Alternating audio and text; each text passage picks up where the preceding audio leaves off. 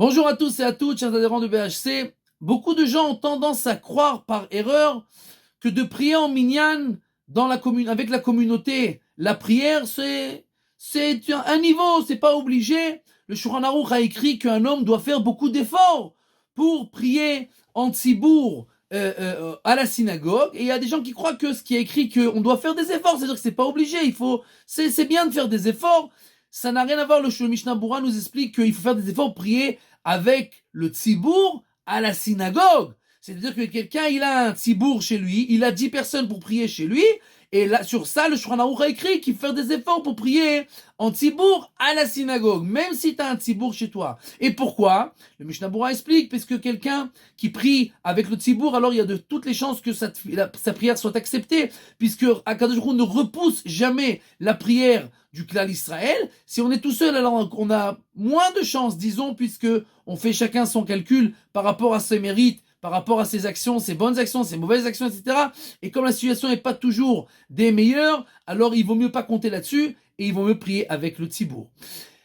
Même et maintenant, quelqu'un qui est dans un cas de force majeure, il n'a pas le choix, il se sent pas bien, ok, il n'est pas obligé de prier en tzibour, mais le Mishnah Berurah écrit que seulement si, par exemple, on va perdre de l'argent, alors on peut ne pas prier en tzibour, on peut prier tout seul, mais si c'est seulement parce qu'on veut gagner plus d'argent, alors ça, on peut pas. Quelqu'un qui a une affaire qui se présente à lui, il peut gagner beaucoup d'argent, il va rien perdre, mais il va gagner plus d'argent. Il ne peut pas annuler la prière en tzibour, il faut prier en tzibour. Si il va perdre de l'argent qu'il a déjà chez lui parce qu'il ne va pas en tzibour, alors là, il a le droit d'aller. Le Mishnah Berurah raconte sur un des rabbanim qui était en chemin pour aller prier et un goy vient lui présenter une affaire de pierres précieuses et il pouvait gagner beaucoup d'argent et il a pris sur lui de ne pas faire cette affaire maintenant, il a dit après la prière, et pendant la prière, le goy est parti et a vendu ça à quelqu'un d'autre, et ce Rav là était très content qu'il a réussi à surmonter son mauvais penchant pour le gain de l'argent, et il a fait la prière avec le tzibour.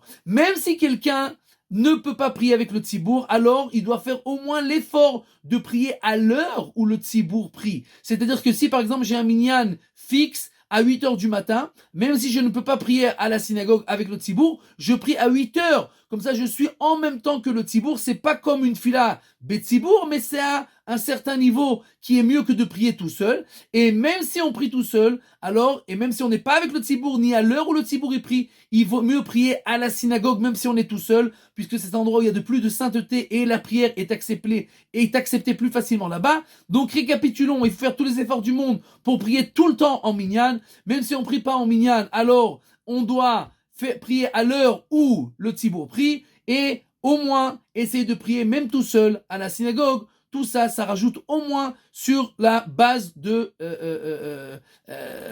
la possibilité que notre prière va être acceptée, Bezrat Hashem.